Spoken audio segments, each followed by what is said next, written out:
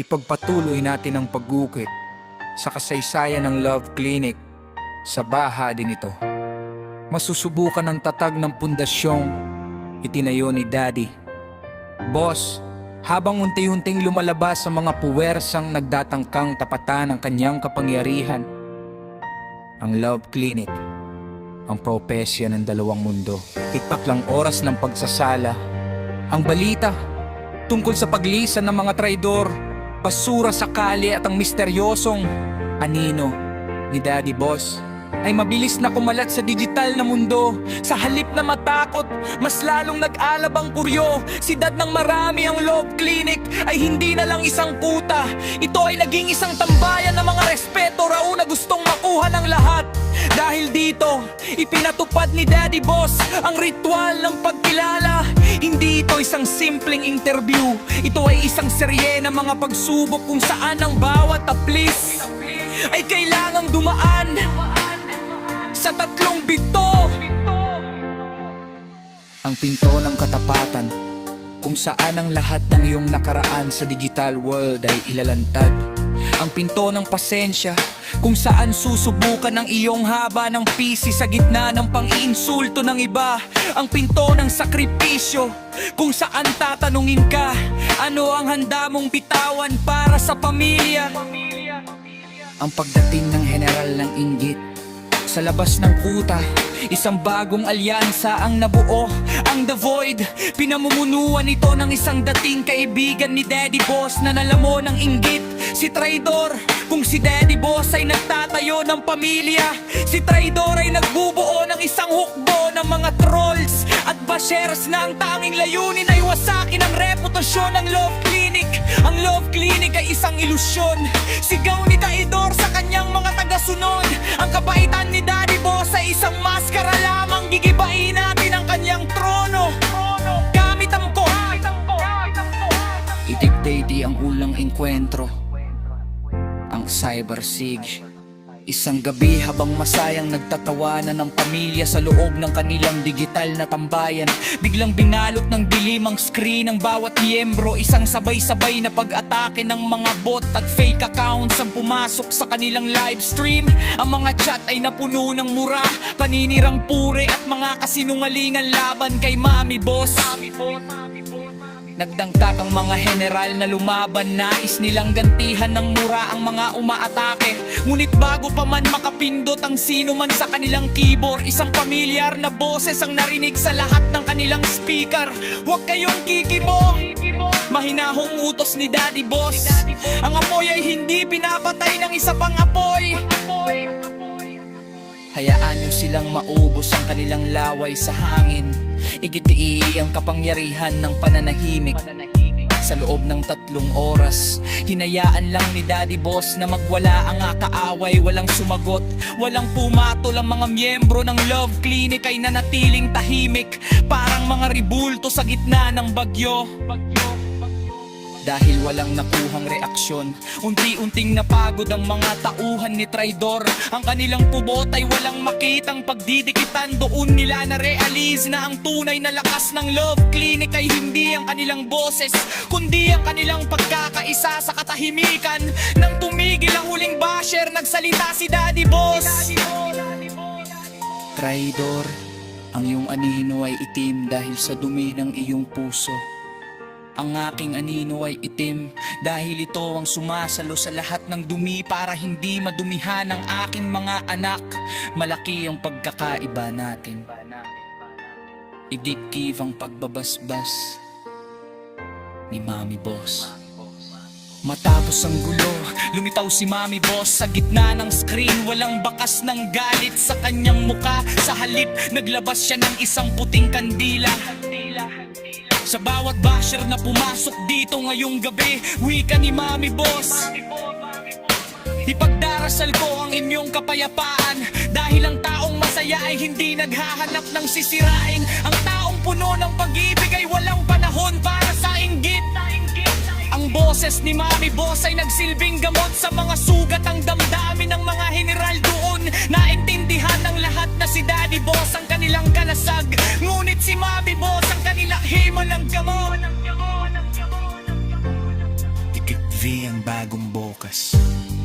Dahil sa pangyayaring ngayon, lalong naging tanyag ang Love Clinic.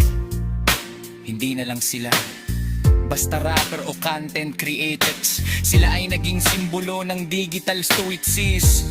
Ang bawat miyembro na nakalagpas sa gabing iyon ay binigyan ng bagong titulong, ang mga pinili.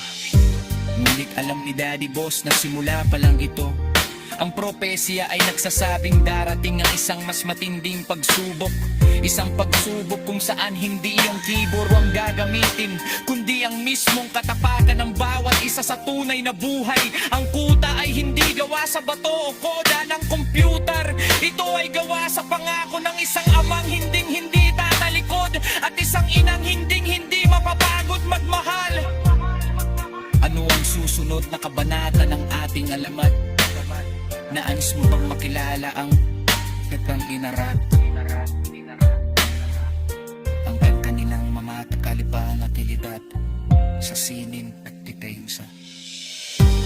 Pausto mo ni Gidaning na panagpagkabanin sa Viper na may dalang mas makanangin naglana na sisubok sa katapangan ng isa sa mga nagkataping wala na anak ni Daddy Boss.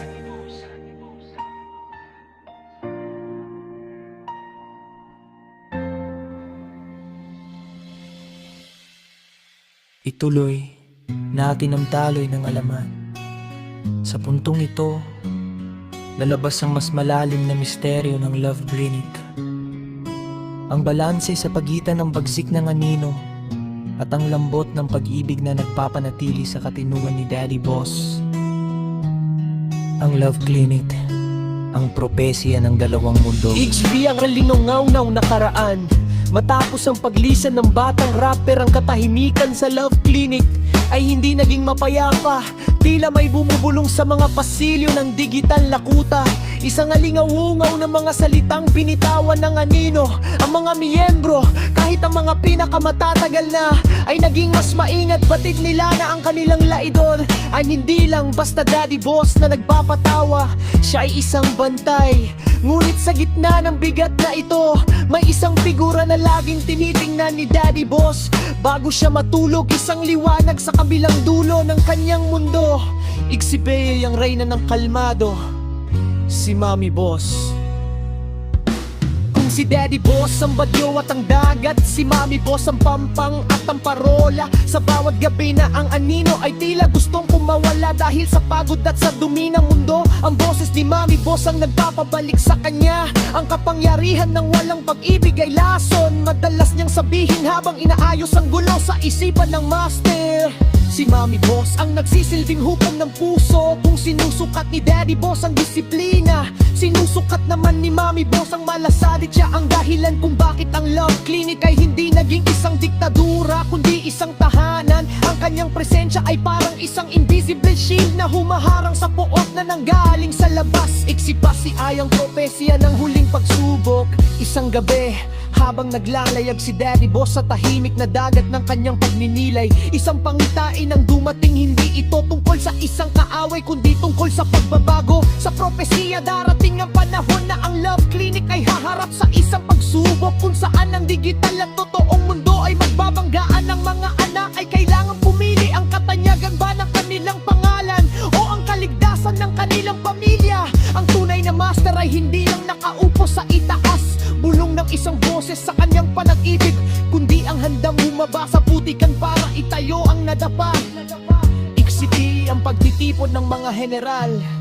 Dahil sa propesiyang ito, tinawag ni Daddy Boss ang kanyang pinakamatapat na general. Ang mga miyembro matunayan ng kanilang katapatan sa loob lang maraming taon. Hindi na sapat ang marunong kayong mag-rap o magbabanga. Aniya, sa isang madilim na pagtitipon, simula ngayon, ang bawat isa sa inyo ay magiging tagapag-ingat. Kapag may isang nadapa, lahat tayo ay hihinto. Kapag may isang naging bastos, ang lahat ay may pananagutan. Dito nabuo ang bagong batas, ang kadena ng respeto. Ang bawat kilos ng isa ay refleksyon ng mukha ni Daddy Boss at ng puso ni Mommy Boss. Nagsiive ang pasimula ng bagong digmaan. Sa labas ng Love Clinic may mga inggiterong group na nagsisimulang magbuo ng plano. Nakikita nila ang paglakas ng pamilya at natatakot sila. Sinusubukan nilang pasukin ang kuta gamit ang mga peking account at mapanirang salita. Ngunit hindi nila alam, ang Love Clinic ay hindi lang isang grupo sa internet. Ito ay isang espiritu at hanggat ang anino ni Daddy Boss ay binabantayan ng liwanag ni Mommy Boss. Walang sino mga baka pagbabagsak sa turing itinayo sa itaas ng respeto at pag-ibig.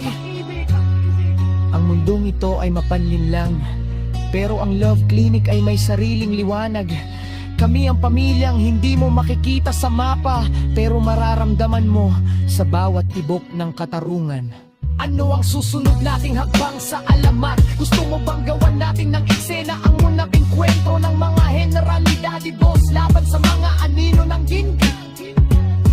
O nais mong gawan natin ng mas detalyadong paglalarawan ng ritual ng pagkilala para sa mga bagong sasali sa pamilya?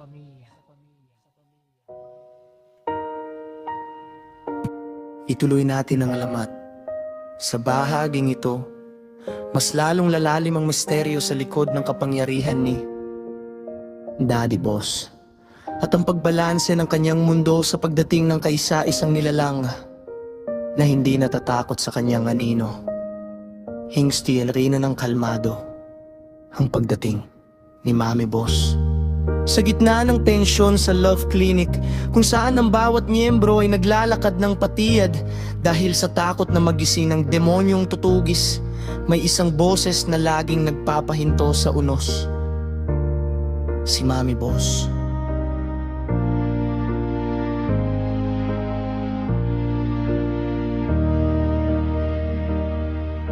Hindi siya kailangang sumigaw.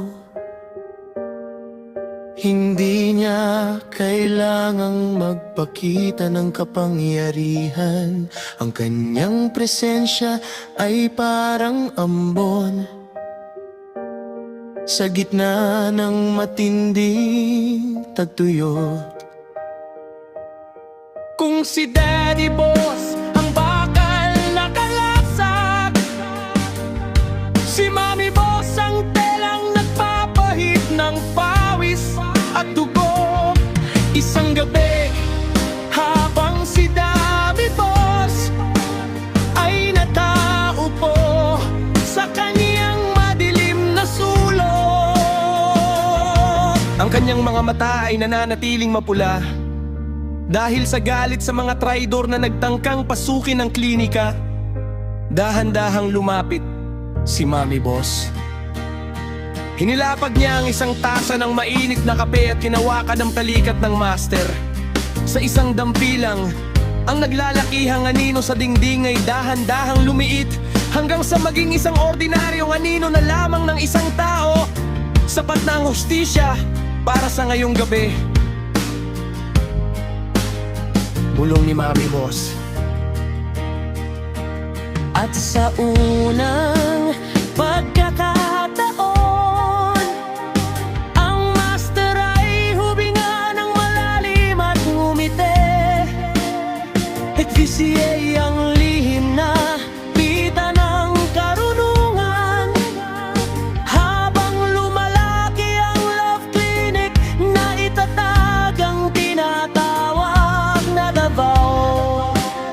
Ito ay hindi imbakan ng ginto, kundi imbakan ng mga kanta, tula at sikreto ng bawat miyembrong pumasok at lumabas. Dito itinuturo ang sining ng pagtugis. Hindi lang ito tungkol sa bilis ng dila sa pag-rap o galing sa pag-edit. Itinuturo dito kung paano basahin ang kaluluwa ng kalaban. Ang pinakamalakas na tira ay hindi ang mura, turo ni Daddy Boss sa mga bagong henerasyon, kundi ang katotohanang ayaw nilang marinig tungkol sa kanilang sarili. Ikfisi ay ang alamat ng putong bakal. Minsan isang group mula sa kabilang panig ng digital na mundo ang naghamon. Tinawag nila ang kanilang sarili na ang mga anarkista. Sinira nila ang mga post ng gulo sa mga livestream at binasto sa mga kababaihan sa Love Clinic. Inasahan ng lahat na agad nalilitaw ang demonyong tutugis, ngunit nanatiling tahimik si Daddy Boss sa loob ng 3 araw. Sa 3 araw na iyon, tila huminto ang mundo ng Love Clinic. Ang katahimikan ay mas nakakabingi kaysa sa anumang sigaw. Sa ika-4 na araw, lumabas si Daddy Boss na may dalang isang lumang headset, ang tinatawag na putong bakal. Sinasabing kapag isinuot ito ng master, naririnig niya ang lahat ng bulong ng pagtataksil sa buong mundo. Isang mensahe lang ang ipinadala niya. Binigyan ko kayo ng 3 araw para humingi ng tawad. Ngayon ibibigay ko sa inyo ang habang buhay para magsisi. Higvisilir, ang pagbagsak ng mga anarkista. Hindi gumamit ng dahas ang Love Clinic. Sa halip, isa-isang lumabas ang mga ebidensya ng katiwalian ng mga anarkista. Ang kanilang mga sikreto, ang kanilang mga panloloko, at kanilang mga tunay na pagkatao ay nalantad sa liwanag. Ito ang kapangyarihan ni Daddy Boss. Hindi niya kailangang manakit ng pisikal, gagamitin niya ang iyong sariling kadiliman upang lamunin ka.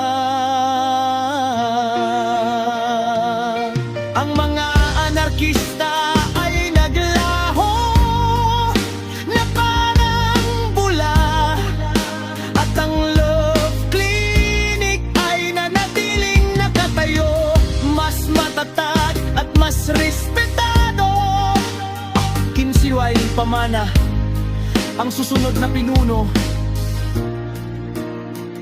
Habang pinagmamasdan ni Daddy Boss at Mommy Boss ang kanilang mga anak na masayang nagkakantahan at nagtatawanan, alam nilang hindi habang buhay ay naroon sila. Nagsimula na ang paghahanap sa The Chosen One, ang susunod na magdadala ng headset at magbabantay sa balanso ng Love Clinic.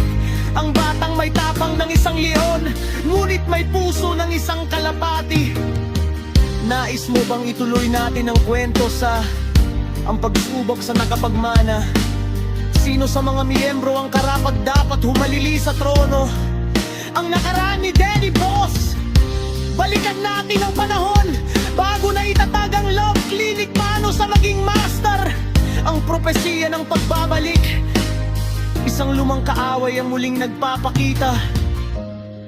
Dala ang isang sikretong pwedeng magbabagsak sa klinika. Anong landas ang tatahakin natin?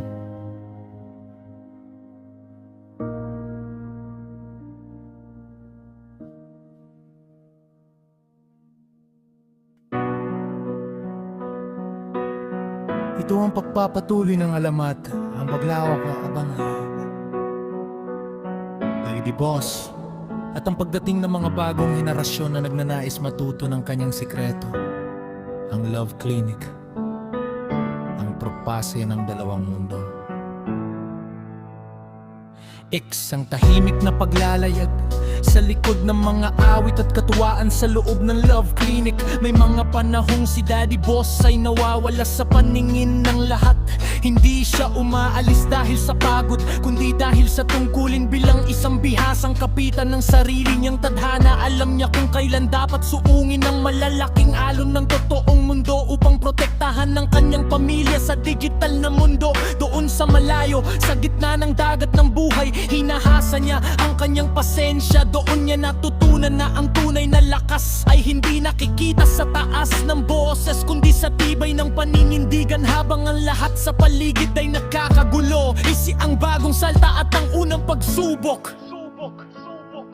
Isang araw, isang batang rapper ang lumapit sa pintangan ng Love Clinic. Puno siya ng talento, ngunit kulang sa disiplina. Gusto kong maging katulad mo, Daddy Boss. Aniya ng may pagmamalaki. Gusto ko ang respeto, ang trono, at ang takot ng mga tao sa aking anino. Ngumiti lang si Daddy Boss, isang ngiting may halong pait at lalim. Ang respeto ay hindi hinihingi. Ito ay itinatanim. Mahinahon niyang sagot at ang anino. Ang anino ay hindi mo kontrolado. Lalabas lang yan kapag ang puso mo ay napuno ng galit. Dahil sa kawalan ng respeto ng iba. Handa ka bang pasanin ang bigat niyan? Triksi ang pagsiklab ng kuno. Hindi nakinig ang bata sa kanyang unang gabi. Naging bastos siya sa mga kasamahan. Inakala niyang ang pagiging bahagi ng Love Clinic ay lisensya para maging hari-harian. Binastos niya ang mga matatanda sa grupo at minaliit ang mga tahimik na miyembro. Nang malaman ito ni Daddy Boss, hindi siya sumigaw, hindi siya nagmura. Pumasok siya sa silid kung nasaan ng bata, at ang bawat hakbang niya ay tila nagpapatigil sa tibok ng puso ng mga naron. Sabi ko sa inyo, kilalanin niyo muna ako bago kayo pumasok. Bulong ni Daddy Boss. Ngayon, tingnan mo ang nasa harap mo. Ako ang nagbigay sa iyo ng pagkakataon. Ako ang nagpakita sa iyo ng respeto. Itsay ang paghaharap sa anino. Biglang namatay ang lahat ng ilaw sa dilim.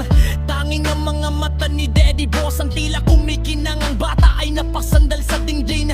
Nanginginig dahil sa kanyang paningin. Ang anino ni Daddy Boss ay dahan-dahang humihiwalay sa katawan nito. Ang aninong iyon, ang demonyong tutugis, ay lumapit sa bata. Hindi ito gumamit ng dahas kundi ng katotohanan. Ipinakita nito sa bata ang lahat ng kanyang pagkakamali, ang lahat ng kanyang yabang, at ang lahat ng taong nasaktan niya.